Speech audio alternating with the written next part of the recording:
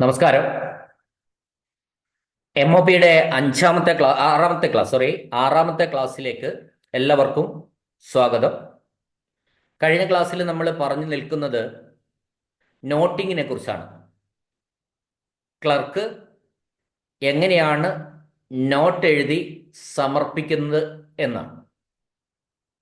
നമ്മൾ ഫയലിന്റെ യാത്രയിൽ ഇപ്പോഴും സെക്ഷൻ ക്ലർക്കിന്റെ അടുത്ത് നിന്ന് നോട്ട് എഴുതി ഓഫീസ് മേധാവിയുടെ അടുത്ത് പോയി ആ നോട്ട് തിരിച്ചു വന്നിട്ടുണ്ട്. ഇന്ന് നമ്മൾ ചർച്ച ചെയ്യുന്നത് ഡ്രാഫ്റ്റിങ്ങിനെ കുറിച്ചാണ്. ഡ്രാഫ്റ്റ് എങ്ങനെയാണ് തയ്യാറാക്കുന്നത്? ആ ഡ്രാഫ്റ്റ് തയ്യാറാക്കേണ്ടതും ക്ലർക്ക് തന്നെയാണ്. സബ്ജക്റ്റ് ക്ലർക്ക് അഥവാ സെക്ഷൻ ക്ലർക്ക് തന്നെയാണ് ഈ ഡ്രാഫ്റ്റ് തയ്യാറാക്കേണ്ടത്. ഇപ്പൊ ഡ്രാഫ്റ്റ് എന്ന് പറയുന്നത് നമ്മൾ ഓൾറെഡി നോട്ട് എഴുതി ഹെഡ് ഓഫ് ഓഫീസിന് സമർപ്പിച്ചു. നോട്ട് ഹെഡ് ഓഫ് ഓഫീസ് അംഗീകരിച്ചു, തിരിച്ചു വന്നു. ഈ നോട്ട് വെച്ചിട്ട് നമ്മൾ ഡ്രാഫ്റ്റിംഗ് നടത്തണം, ഡ്രാഫ്റ്റ് എഴുതണം. ഡ്രാഫ്റ്റ് എന്ന് പറയുന്നത് യഥാർത്ഥത്തിൽ ഒരു ഡിസ്പോസലിന്റെ അന്ത്യരൂപം തന്നെയാണ്.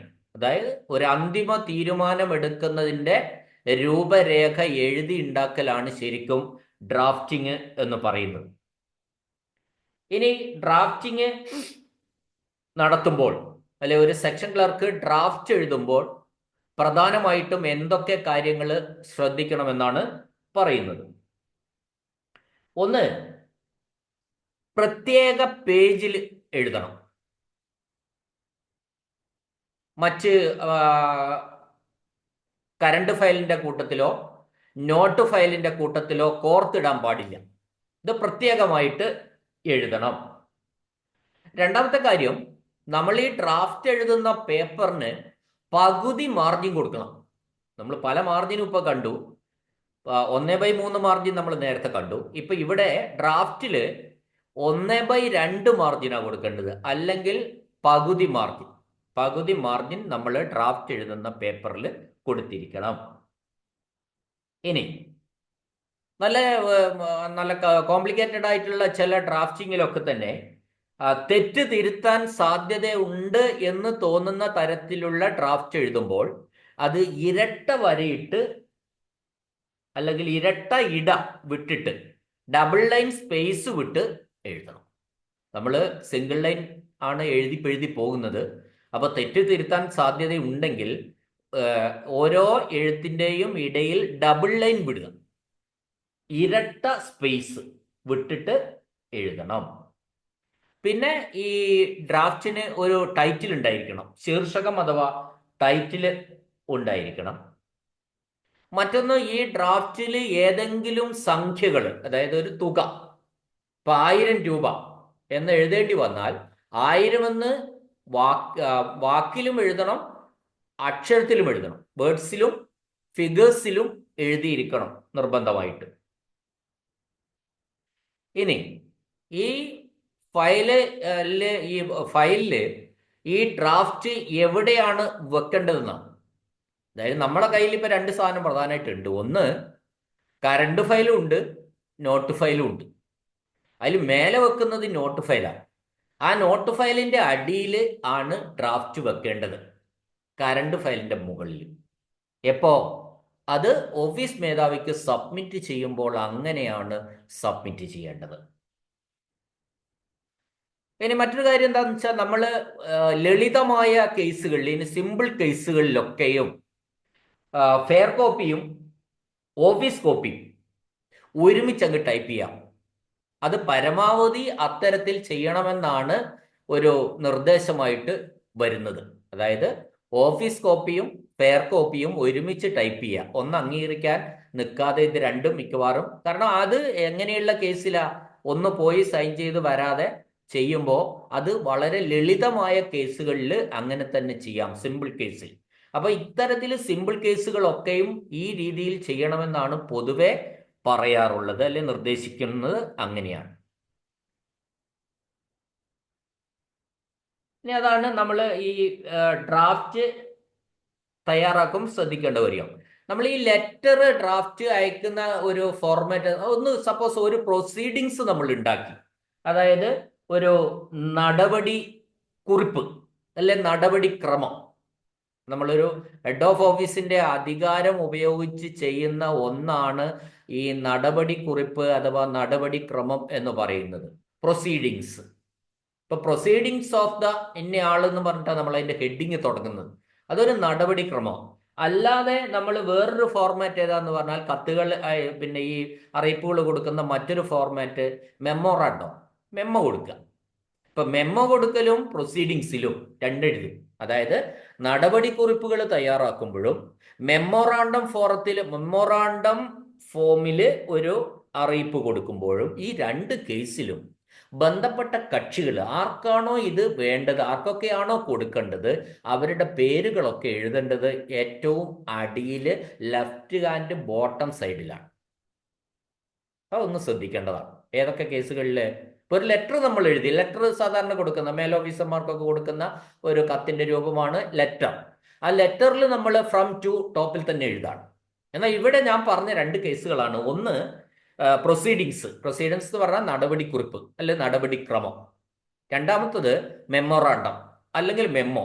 ഈ രണ്ട് രീതിയിൽ നമ്മളൊരു കാര്യം എഴുതുമ്പോൾ, തയ്യാറാക്കുമ്പോൾ ആർക്കാണോ ഇത് അറിയിക്കേണ്ടത്, ആരൊക്കെയാണോ ഇതുമായി ബന്ധപ്പെട്ട കക്ഷികൾ, അവരുടെയൊക്കെ പേര് താഴെ ഏറ്റവും അടിയിൽ ലെഫ്റ്റ് സൈഡിൽ രേഖപ്പെടുത്തണം. ഇപ്പൊ നമ്മൾ താഴെ 3 പേരുണ്ടെങ്കിൽ കോപ്പി ടു എന്നയാൾ എന്ന് പറഞ്ഞിട്ട് താഴെ താഴെ താഴെ കൊടുക്കും. ഇത് ശ്രദ്ധിക്കേണ്ട ഒരു കാര്യമാണ്. ഇനി ഡ്രാഫ്റ്റ് ഓഫീസർ അംഗീകരിക്കുകയാണെങ്കിൽ ഓഫീസർ ഡേറ്റഡ് ചുരുക്കൊപ്പ് ഇടും, ഷോർട്ട് സൈന് ഇടും ഡ്രാഫ്റ്റ് അംഗീകരിക്കുകയാണെങ്കിൽ. ഇനി ഡ്രാഫ്റ്റ് അംഗീകരിച്ചില്ല എങ്കിൽ, അതാണ് വളരെ രസകരമായ കാര്യമായത്. നമ്മളൊരു ഓഫീസർക്ക് ഡ്രാഫ്റ്റ് സബ്മിറ്റ് ചെയ്തു, സെക്ഷൻ ക്ലർക്ക് ഡ്രാഫ്റ്റ് സബ്മിറ്റ് ചെയ്ത് കഴിഞ്ഞപ്പോൾ അത് വെച്ചിരിക്കുന്നത് എവിടെയാണെന്നാണ് ഞാൻ പറഞ്ഞത്. ഒന്ന് നോട്ട് ഫയലിന്റെ താഴെയും കറണ്ട് ഫയലിന്റെ മുകളിലുമായിട്ടാണ് എന്ന് പറഞ്ഞാൽ ഇതിന്റെ രണ്ടിന്റെയും ഇടയിൽ. അങ്ങനെയുള്ള ഒരു ഡ്രാഫ്റ്റ് ഹെഡ് ഓഫ് ഓഫീസിന് സമർപ്പിച്ചാൽ, ആ ഡ്രാഫ്റ്റ് അംഗീകരിച്ചാൽ അദ്ദേഹം ഈ ഡ്രാഫ്റ്റിന്റെ അടിയിൽ ചെറിയ ഒപ്പിട്ട് അത് ഡേറ്റ് ഇടും. ഇനി അംഗീകരിച്ചില്ല എങ്കിൽ ഈ നടുവിൽ വെച്ച ഡ്രാഫ്റ്റ് എടുത്ത് അദ്ദേഹം ഏറ്റവും അടിയിൽ വെച്ചിട്ട് തിരിച്ചു തരും. ഒന്നും പറയണ്ട. നമ്മൾ MOP പഠിച്ചാൽ മനസ്സിലാവുന്ന ഒരു കാര്യമാണ് ഞാൻ പറഞ്ഞത്.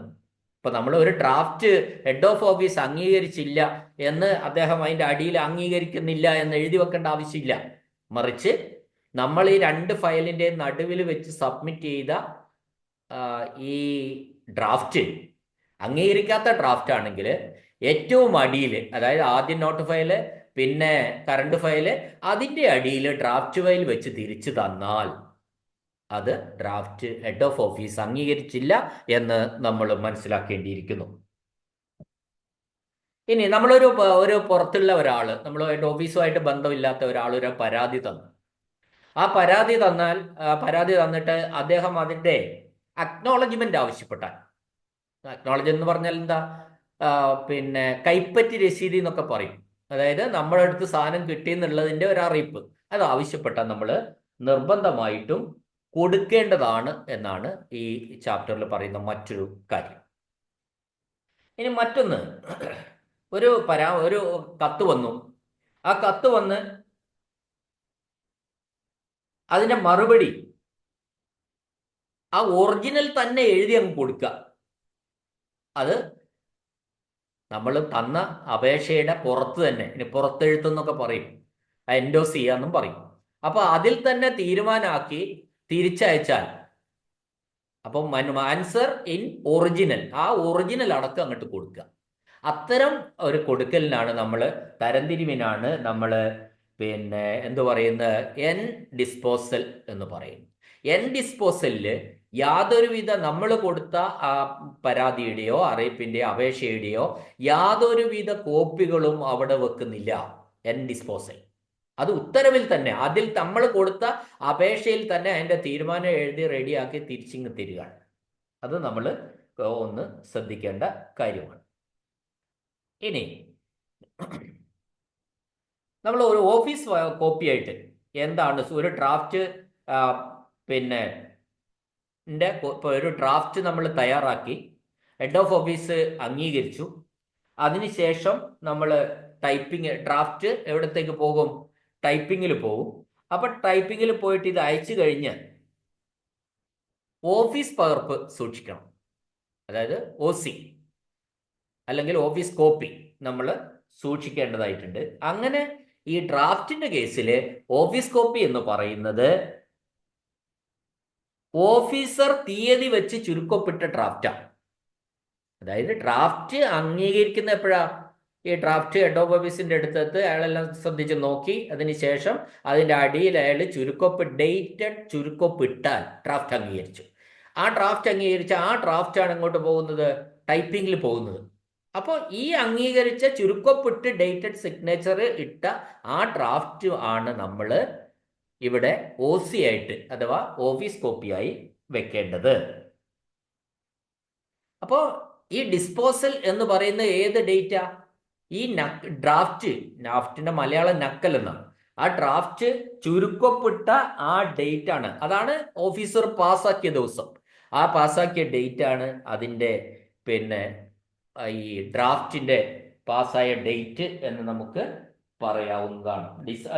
അല്ലെങ്കിൽ ഡിസ്പോസലിന്റെ അന്തിമ തീരുമാനത്തിന്റെ തീയതി എന്ന് പറയുന്നത് ഡ്രാഫ്റ്റിൽ ഹെഡ് ഓഫ് ഓഫീസ് ഒപ്പിടുന്ന ആ ദിവസം ആണ്. ഇനി നമ്മൾ ഈ പറഞ്ഞ കാര്യങ്ങളൊക്കെ ഒന്ന് ചോദ്യ രൂപത്തിലേക്ക് മാറ്റിയാൽ എങ്ങനെയാണെന്ന് ഞാൻ പറയുന്നു. ഡ്രാഫ്റ്റിൽ മാർജിൻ എത്ര ഉണ്ടായിരിക്കണം? ഒരു ചോദ്യമാണ്. എത്ര മാർജിൻ? ഹാഫ്, അല്ലെങ്കിൽ 1/2, അല്ലെങ്കിൽ പകുതി മാർജിൻ ഉണ്ടായിരിക്കണം.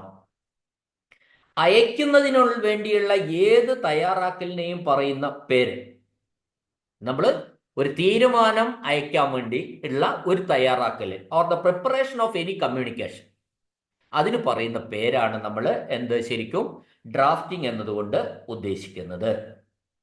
അടുത്ത ചോദ്യം, ഡ്രാഫ്റ്റ് എവിടെയാണ് വെക്കേണ്ടത്? അത് എവിടെയാണ് പ്ലേസ് ചെയ്യേണ്ടത് എന്നാണ്.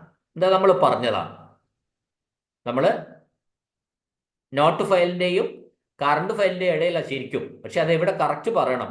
നോട്ട് ഫയലിന്റെ താഴെയും കറണ്ട് ഫയലിന്റെ മുകളിലുമായിട്ടാണ് ഡ്രാഫ്റ്റ് വയ്ക്കേണ്ടതാണ്.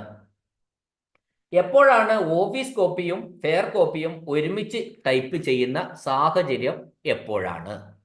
അത് ഇൻ സിമ്പിൾ കേസുകൾ, ലളിതമായ കാര്യങ്ങളാണെങ്കിൽ ഓഫീസ് കോപ്പിയും ഫെയർ കോപ്പിയും ഒരുമിച്ച് ടൈപ്പ് ചെയ്യാവുന്നതാണ്.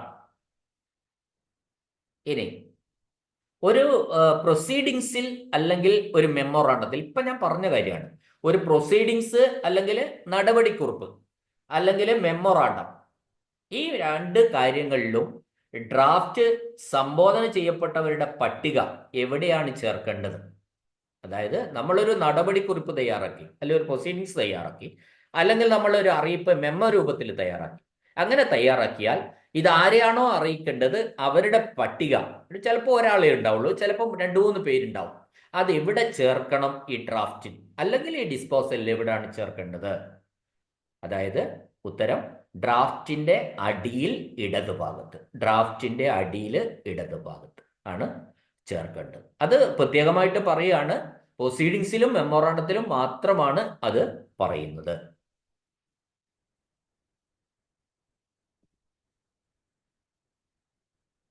ഇനി ഒരു ഓഫീസർ ഡ്രാഫ്റ്റ് അംഗീകരിച്ചു എന്ന് സൂചിപ്പിക്കുന്നത് എന്താണ്?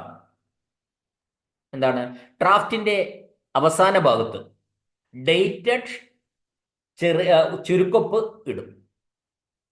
ചെറിയ ഒപ്പ് ഡേറ്റ് വെച്ചിട്ട് ഇട്ടാൽ, ഡ്രാഫ്റ്റിന്റെ അവസാന ഭാഗത്ത് ഇട്ടാൽ ഡ്രാഫ്റ്റ് അംഗീകരിച്ചു എന്നാണ് അർത്ഥം. ഒരു ഓഫീസർ, അടുത്ത ചോദ്യമാണ്, ഒരു ഓഫീസർ ഡ്രാഫ്റ്റ് അംഗീകരിച്ചില്ല എന്ന് എങ്ങനെ മനസ്സിലാക്കാം? ഞാൻ നേരത്തെ പറഞ്ഞു, എങ്ങനെ മനസ്സിലാക്കാം? നമ്മൾ വെച്ചുകൊടുത്ത ഡ്രാഫ്റ്റ് അദ്ദേഹം എടുത്തിട്ട് ഏറ്റവും അടിയിൽ വെക്കും. അതായത് നമ്മൾ വെച്ചുകൊടുത്തത് നോട്ട് ഫയലിന്റെ താഴെയും കറണ്ട് ഫയലിന്റെ മുകളിലുമായിട്ടാണ്, എന്ന് പറഞ്ഞാൽ ആ 2 ഫയലിന്റെ നടുവിലായിട്ടാണ്. ആ ഡ്രാഫ്റ്റ് മേൽ ഓഫീസർ അംഗീകരിച്ചില്ല എങ്കിൽ ആ ഡ്രാഫ്റ്റ് എടുത്തിട്ട് അദ്ദേഹം ഏറ്റവും അടിയിൽ വെച്ചിട്ട് തിരിച്ചു തരും. അപ്പൊ നമുക്ക് എന്ത് മനസ്സിലാവും? ഡ്രാഫ്റ്റ് ഓഫീസർ അംഗീകരിച്ചിട്ടില്ല. ഇനി അയച്ചു കഴിഞ്ഞ മെമ്മോ, കത്ത് തുടങ്ങിയവയുടെ ഓഫീസ് പകർപ്പായി ഫയലിൽ സൂക്ഷിക്കേണ്ടത് എന്താണ്? എന്താ, ഞാൻ ഇപ്പൊ പറഞ്ഞതാണ്. ഡ്രാഫ്റ്റ് ചുരുക്കപ്പെട്ട ഓഫീസർ ചുരുക്കപ്പെട്ട ഡ്രാഫ്റ്റിന്റെ കോപ്പിയാണ് അവിടെ OC ആയിട്ട്, ഓഫീസ് കോപ്പി ആയിട്ട് സൂക്ഷിക്കേണ്ടത്. ഇനി ഒരു കത്ത് നമുക്ക് വരുന്നു. ആ കത്തിന്റെ കൂട്ടത്തില് അതിനെ സഹായിക്കുന്ന പേപ്പർ ഉണ്ടാവും. അതിന്റെ അടിയിൽ ഒക്കെ ഈ കത്തിനെ സഹായിക്കുന്ന പേപ്പർ ഉണ്ടാവും. അതിന് പറയുന്ന പേരെന്താണ്? ഉത്തരം എൻക്ലോഷേഴ്സ് ആണത്, അല്ലെങ്കിൽ ഉള്ളടക്കം എന്നും അതിനെ പറയാം. ഇനി ഒരു അർജന്റ് മെസ്സേജ് നമുക്ക് വേറൊരിടത്തേക്ക് കൊടുക്കണം, ഒരു ഓഫീസിലേക്ക് കൊടുക്കണം. ഏതാണ് ഈ അർജന്റ് മെസ്സേജിനുള്ള നിലവിലുള്ള ഏറ്റവും നല്ല മാർഗം? പണ്ട് കാലത്തത് ടെലഗ്രാം ആയിരുന്നു.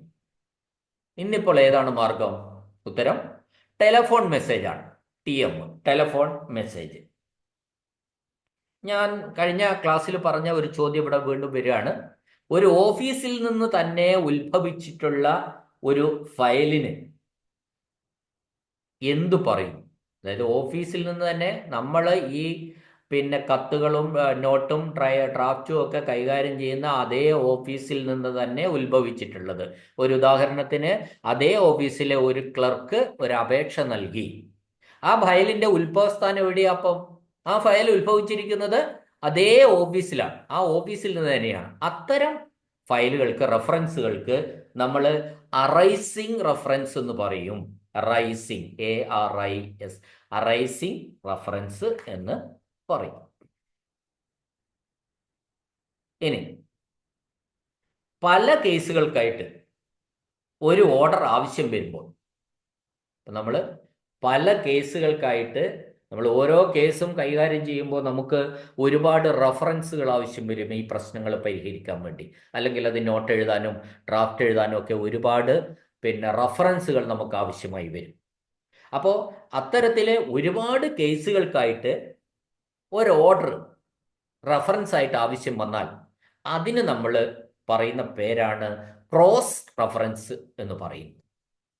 ഒരുപാട് കേസുകൾക്കായിട്ട് ഒരു ഓർഡർ ആവശ്യം വരുമ്പോൾ അതിന് ആ ഒരു രീതിക്ക് പറയുന്ന പേരാണ് ക്രോസ് റെഫറൻസ് എന്ന്. അപ്പൊ നമ്മൾ എല്ലാ വാക്കുകളും ഇവിടെ മലയാളത്തിൽ പറയാൻ കഴിഞ്ഞെന്ന് വരില്ല. അപ്പൊ നമുക്ക് രണ്ട് തരത്തിലും ചോദ്യങ്ങൾ വരുന്നത് കൊണ്ട് ആ ഒരു പ്രശ്നമില്ല. ചില ഇവിടെ എവിടെയെങ്കിലും മലയാള വാക്കിൽ സംശയം തോന്നിയാൽ ഇംഗ്ലീഷ് ചോദ്യം നോക്കിയാൽ മതി. ഇംഗ്ലീഷ് ചോദ്യത്തിൽ ഏതെങ്കിലും സംശയം തോന്നിയാൽ മലയാളം വാക്കും നോക്കിയാലും മതി. ഇത്രയും കാര്യങ്ങളാണ് നമ്മൾ ഡ്രാഫ്റ്റിൽ പറയാനുള്ളത്.